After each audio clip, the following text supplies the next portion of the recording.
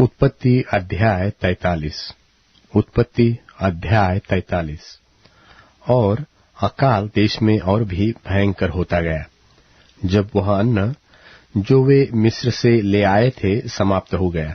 तब उनके पिता ने उनसे कहा, फिर जाकर हमारे लिए थोड़ी सी भोजन वस्तु मोल ले आओ।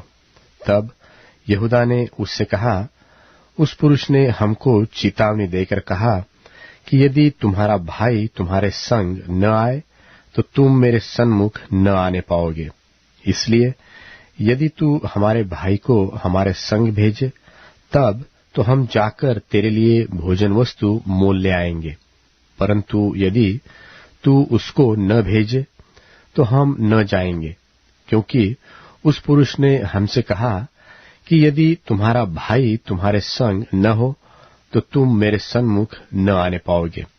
तब इस्राएल ने कहा, तुमने उस पुरुष को यह बताकर कि हमारा एक और भाई है, क्यों मुझसे बुरा बर्ताव किया? उन्होंने कहा, जब उस पुरुष ने हमारी और हमारे कुटुंबियों की दशा को इस रीति से पूछा कि क्या तुम्हारा पिता अब तक जीवित है?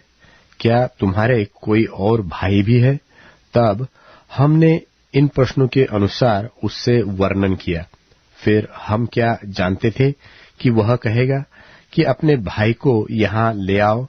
फिर यहूदा ने अपने पिता इस्राएल से कहा, उस लड़के को मेरे संग भेज दे कि हम चले जाए। इससे हम और तू हमारे बाल बच्चे मरने न पाएंगे, वरन जीवित रहेंगे। मैं उसका जामिन होता हूँ। मेरी इस हाथ से तू उसको फेर लेना। यदि मैं इसको तेरे पास पहुंचाकर सामने न खड़ा कर दूं, तब तो मैं सदा के लिए तेरा अपराधी ठहरूंगा। यदि हम लोग विलंब न करते तो अब तक दूसरी बार लौट आते। तब उनके पिता इस्राएल ने उनसे कहा, यदि सचमुच ऐसी ही बात है तो यह करो, इस देश की उत्तम उत्तम वस्तु में से कुछ कुछ अपने बोरे में उस पुरुष के लिए भेंट ले जाओ, जैसे थोड़ा सा बलसान और थोड़ा सा मधु और कुछ सुगंध द्रव्य और गंधरस, पिस्ते और बादाम। फिर अपने अपने साथ दूना रुपया ले जाओ, और जो रुपया तुम्हारे बोरों के मुंह पर रखकर फेर दिया गया था उसको भी लेते जाओ। कदाचित यह भूल से हुआ हो। और अपने भाई को भी संग लेकर उस पुरुष के पास जाओ, और सर्वशक्तिमान परमेश्वर उस पुरुष को तुम पर दयालु करेगा, जिससे कि वह तुम्हारे दूसरे भाई को और बिन्यामीन को भी आने दे। और यदि मैं निर्वंश हुआ तो होने दो। तब उन मनुष्यों ने वह भेंट और दूना रुपया और बिन्यामीन को भी संग लिया और चल दिए, और मिस्र में पहुंचकर यूसुफ के सामने खड़े हुए।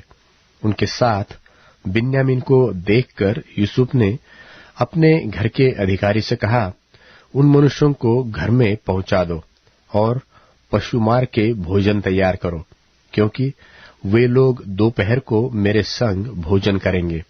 तब वह अधिकारी पुरुष यूसुफ के कहने के अनुसार उन पुरुषों को यूसुफ के घर ले गया। जब वे यूसुफ के घर को पहुंचाए गए, तब वे आपस में डरकर कहने लगे कि जो रुपया पहली बार हमारे बोरों में फेर दिया गया था, उसी के कारण हम भीतर पहुंच गए हैं, जिससे कि वह पुरुष हम पर टूट पड़े और हमें वश में करके अपने दास बनाए और हमारे गड्ढों को भी छीन ले। तब वे यूसुफ के घर के अधिकारी के निकट जाकर घर के द्वार पर इस प्रकार कहने लगे कि हे हमारे प्रभु, जब हम पहली बार अन्न मोल लेने को आए थे, तब हमने सराय में पहुंचकर अपने बोरों को खोला, तो क्या देखा कि एक एक जन का पूरा पूरा रुपया उसके बोरे के मुंह पर रखा है।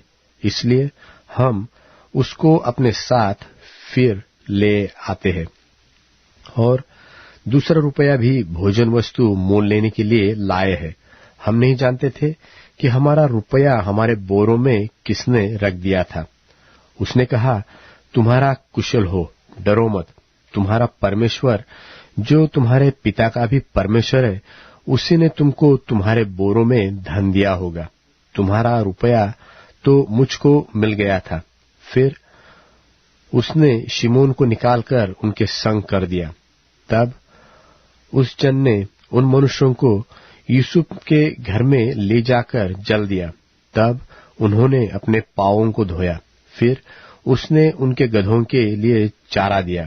तब यह सुनकर कि आज हमको यही भोजन करना होगा, उन्होंने यूसुफ के आने के समय तक अर्थात दोपहर तक उस भेंट को इकट्ठा कर रखा।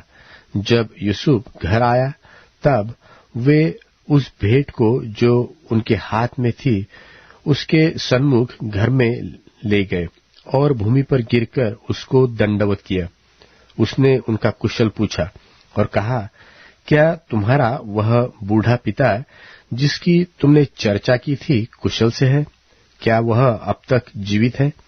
उन्होंने कहा, हाँ, तेरा दास हमारा पिता कुशल से है और अब तक जीवित है। तब उन्होंने सिर झुकाकर फिर दंडवत किया।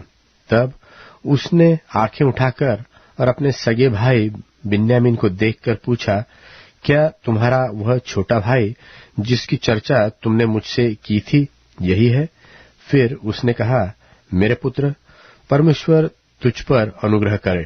तब अपने भाई के स्नेह से मन भर आने के कारण और यह सोचकर कि मैं कहाँ जाकर रो, यूसुफ फुर्ती से अपनी कोठरी में गया और वहां रो पड़ा। फिर अपना मुंह धोकर निकल आया और अपने को शांत करके कहा, भोजन परोसो।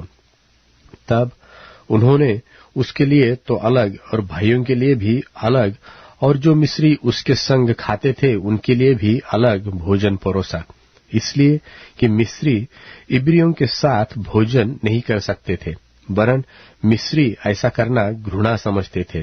सो यूसुफ के भाई उसके सामने बड़े बड़े पहले और छोटे छोटे पीछे अपनी अपनी अवस्था के अनुसार क्रम से बैठाए गए। यह देख के वे विस्मित होकर एक दूसरे की ओर देखने लगे। तब यूसुफ अपने सामने से भोजन वस्तुएं उठा उठा के उनके पास भेजने लगा और बिन्यामीन को अपने भाइयों से 5 गुनी अधिक भोजन वस्तु मिली और उन्होंने उसके संग मनमाना खाया पिया।